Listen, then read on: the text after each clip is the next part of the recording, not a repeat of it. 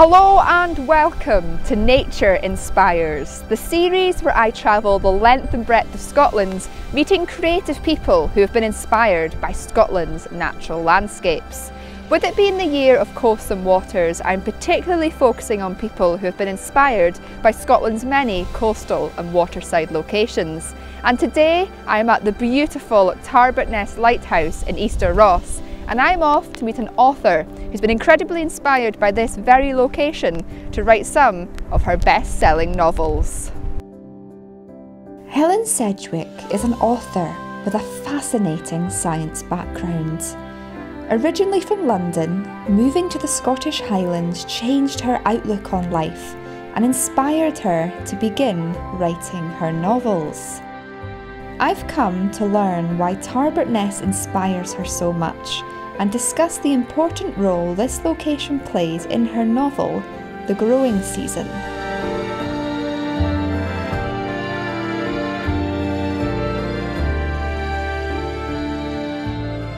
Thank you very much for coming along to speak to me today. I really appreciate it. To start off, what got you into writing in the first place? Well, I started out in my career as a scientist, so completely different sort of career I came from. And I studied originally astrophysics, and then I moved into studying biophysics and ended up working as a bioengineer in Glasgow. And I realised, although I was fascinated by the work, I didn't really like the day-to-day reality of working in a clean room in a lab. I was going home pretty much every day with a splitting headache from all the chemicals I was working with. And I realised that I needed a change, something creative and something with a lot of freedom that would allow me to work for myself. And I had no idea what that was going to be. It had never occurred to me to be a writer. That was never something that had even crossed my mind when I was at school. So I started doing evening classes, all sorts of evening classes. I studied Thai cookery and life drawing and violin making and French, everything I could think of. And then I did an evening class in creative writing. And I thought, I don't know what to write, so I'm going to write a novel in a very naive sort of way. And I started writing it, and I was hooked. Fantastic. Pretty much after one evening class, I knew that was what I then wanted to do. I didn't know how I was going to do it, of course, but that was me into writing. And I applied to do a master's in creative writing at Glasgow University, and luckily was accepted. So I got to have this wonderful year of being part-time, working as a bioengineer at Glasgow University, and the rest of the time studying creative writing. Fantastic. Writer and a scientist and a student and a member of staff all at the same time. Must have been very busy. It was quite busy, but it was brilliant. I loved it. Good. And at the end of that year, I knew I needed to be a writer. Yeah. It's fantastic. Such an inspiring story in many ways, and shows like the hard work that can go into this, but now you're in that place, and you've now created 3 novels, or written 3 novels should I say, and your second novel, The Growing Season, was heavily inspired by this location here at Tarbat Ness Lighthouse in Easter Ross. So why does this lighthouse and this location in particular, why did it inspire that book so much? Oh, that's quite a question, and there are so many ways to answer it. I'll maybe start with the obvious first, which is, it's just so stunning, isn't it? The expanse of it. We're sitting on a peninsula here that reaches right out into the sea, and so you have not quite, but almost 360 degrees of water all around you. And I love that sense of feeling both incredibly small, but connected to something incredibly vast that you get sitting out on a peninsula at coastlines like this. So it's the size of the sky and the sea and the rocks.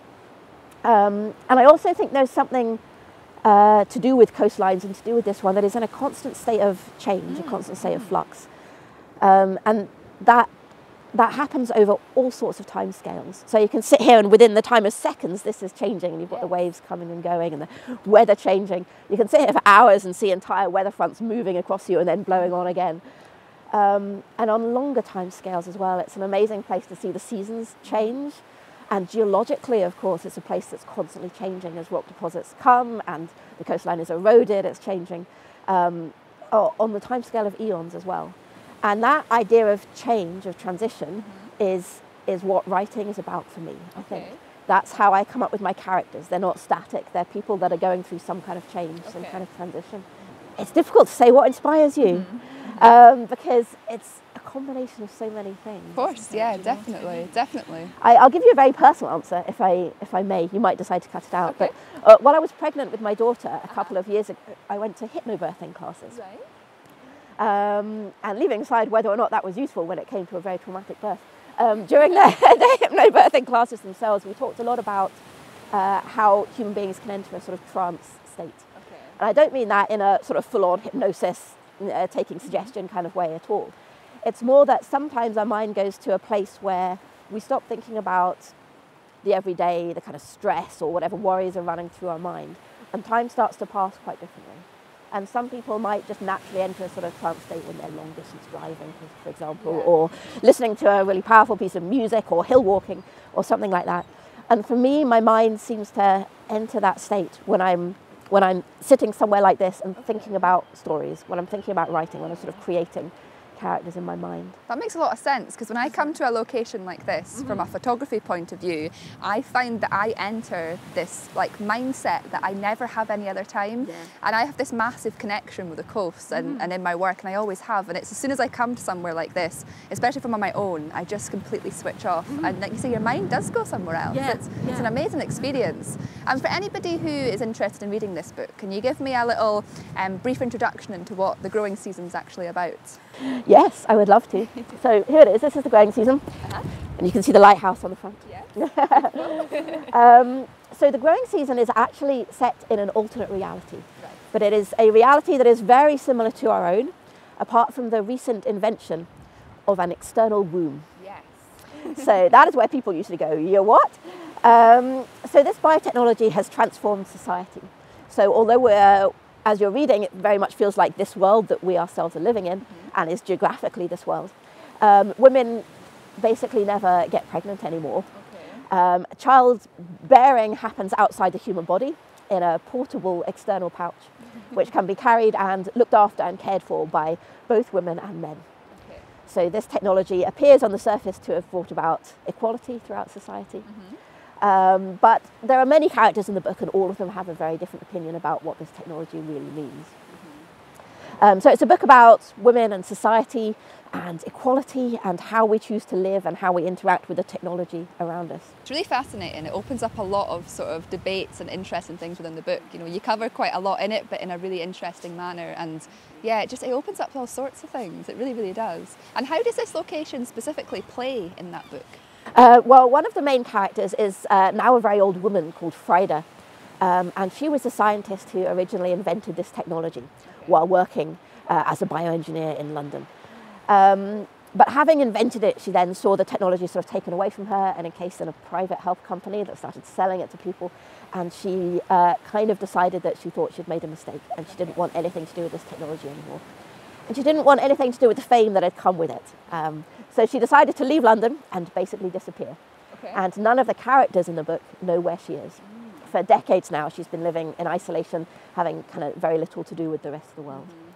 But as the reader, we know where she is because she's talking to us throughout the book, so we get her whole story as she tells it. And it turns out she is living here in the Tarbat Ness Lighthouse. So that is how I got to set so much of the growing season in this incredible landscape. And often from the point of view of a character who's on her own, who wants to be on her own, who wants to be somewhere really wild and remote. And I often think that in this strange sort of way, her character almost grew out of this landscape. That sounds a bit odd, but she's incredibly strong-willed. She's ancient, she's in her 90s, so she's really old and she's been around for a long time, and she's incredibly obstinate, and she absolutely refuses to let anyone else tell her what to do, and she follows her own way. And there's something about this. I mean, we're actually sitting here in beautiful sunshine right now. Gorgeous. So you're probably thinking this is like the place where you want to come and sunbathe, but believe me when I say it can be quite brutal out here, and it can be very obstinate. And if the weather or the sea decides to do something, there's nothing you can do to stop it. And it's the same with a lot of lighthouses. They're on these peninsulas, and you can really feel the sheer force of nature. And there's actually one line in your book that it's right at the beginning of the book, but it explains, I really resonate with this line because it explains again to me when I'm out in the coastline and how I feel when I'm doing my photography. And it says, I feel alive standing on the coast, my feet planted like this on the rock and my body braced against the wind. And it really is that force of nature when you're standing on a peninsula, especially one with a lighthouse, and that forces of nature that you're very exposed out here, aren't you? And I think it's really interesting that you've managed to, or wanted to create a character out of that. I found it really, really fascinating. Yeah, it's a fantastic way to do that, to really have the landscape move into somebody's personality and feelings. And I think what's really interesting in the book as well is that, you know, obviously she's here, which is completely remote and wild and away from it all, but the other half of the book is in London, and you yourself was brought up in London. So how have you found sort of moving up to the Highlands and having that contrast of London and this beautiful Highland landscape? Do you find it like really inspiring up here, and that sort of difference in contrast in societies? Oh, completely, yes. Honestly, had I not moved to Scotland, I don't know if I would have ever become a writer. Okay. When I was living in London, like I say, it hadn't even crossed my mind. And I was a total city girl when I was growing up. I would never have imagined ending up somewhere like this. So moving up here has been the best move I've ever made, but it's also completely changed my career and my life, and to some extent me, I think, and changed the way I relate to the world and sort of and live in the landscape that I'm surrounded by. So it's a huge inspiration for me. The Comet Seekers, my debut novel, I wrote while I was still living in Glasgow. But every book since then has been written up in the Highlands. And this coastline, I think, influences all of them. So I've just finished my next book, which isn't published yet, and the coastline features very much in that as well. And I think everything I write from now on is going to sort of feed off this landscape and this coast around us. It's incredible because people who watch my channel know that I'm incredibly passionate about Scotland, and I think this is one of the most beautiful countries in the world, and I find it so nice to hear you saying how much this landscape and moving up here has inspired your work. It's really, really interesting. And what do you think? So this series is all about the coast and waters and why them in particular are so inspiring to creative people. So what is it, do you think, I know you've already touched on this, but what is it that you think the Scottish coast, why is it so inspiring to so many creative people? You know, what is it about this? Where do you begin? It's so hard to put it into words. It's all your senses, isn't it? I mean, you're going to be watching this on YouTube, so you're seeing the visual beauty of it. But it's so much more than that as well. It's the feel of the air on your skin and the taste of salt on your lips and the sound. We can hear birds right now and the crashing of waves and the sort of constant changing inspiration that's coming at you through all of your senses. And there's a sense of the unknown out there as well. Yeah, that's a good point. There's this kind of standing on land where we feel safe and familiar in a way, and then out there is something else, something that's full of possibility. It could be full of threat, it could be full of risk, it could be full of amazing potential for change, positive change. And maybe that transition, that sort of, it's a liminal space, I suppose, to use a bit of a buzzword that I was trying to avoid. But that feeling of being somewhere but moving to something new, that's kind of what art, or I don't want to speak for other people, but it's kind of what writing grapples with for me, I suppose.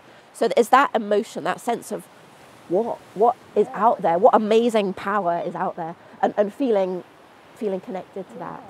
I think what's so interesting about the Scottish coast especially, I mean, even on this peninsula here, at that side of the peninsula you've got the iconic Scottish mountains, which make it really unique and interesting to look at. Then at this side of the peninsula you've just got nothing out in sea. Like you say, you don't know what's out there. And that's the great thing about the Scottish coast, I think. You know, at some parts you've got that iconic views, and at other parts you've got that unknown and that wonder that inspires so many people. What I like is how you've actually described this location in detail in your novel. You know, obviously you have to get quite visual when you're writing so that the viewer can feel like they're there, but how you've captured this place, and especially how the elements have shaped the rocks around here. And again, near the start of your book, you've got this line that says, "I call it the Black Coast for the rocks, fractured and pitted as they are, deep like charcoal, but sharp as etched glass." And it really shows how sort of isolated and against the elements this coastline is. Do you find it quite easy to explain like a location in detail in your novels? It depends on the location, but here, yes, it just sort of happens for me. It just comes alive. There's a lot happening in that little sentence, so I'm glad you read it out. The sharp as etched glass, so some of her work as a scientist, this is Frida's point of view, some of her work as a scientist would have been etching glass. So I was trying to not only describe this place in a really specific way, but also tie it into her experience and how she's going to take things that she's seen and compare the landscape to her. So it's this constant ebb and flow between the specifics of a place that I know incredibly well and hear all the time, and the specifics of a character's life, and sort of pulling out those details, which is maybe why I feel like I can write about this coastline forever, because there is so much, there are so many details, and you can see it in so many ways, from so many points of view. And maybe that's another thing about Scotland's coast, is I think the variety of them. I feel like everyone could come and see something different every day of their lives, but also if everyone came here on the same day, everyone would take something very different from it. And I love that variety. We are part of a landscape. It's really easy to become detached from that when you're in a city. But here you can't not notice the fact that we are part of this incredibly powerful whole. It's an incredible way to think about it as well, just how the landscape shapes us as people and how we interact with it. And especially in places like the Highland or rural parts of Scotland, as you say, you feel so connected to the landscape in a way that you can't describe anywhere else. It's fantastic. And there's an incredible past here as well. I think you're really connected to the history of the areas. I love thinking about how people have lived here and thrived here for millennia. And we know so little about them, but we know they were here. And they were living, they were creating art, such a long time ago in such a completely different society. It's so interesting. And a lot of the coastline communities are so in touch with their heritage, and it's fascinating. Well, it's amazing to hear how this coastline has inspired your work so much, and how, the growing season came out of this, and this isolation and the beauty of this place. So it means a lot for you to come and speak to me today. I really appreciate it. Oh, thank you. My pleasure. Thank you. Thank you, Helen, and good luck with the rest of your novels. And I can't wait to see how the coastline, especially here in Scotland, is going to inspire all your future work. Thank you very much.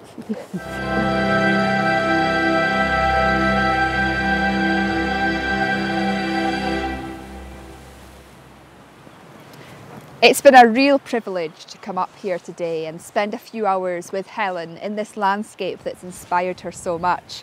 I found it incredibly inspiring that she's come from a city background to this rural Highland location, and it's completely changed her career path.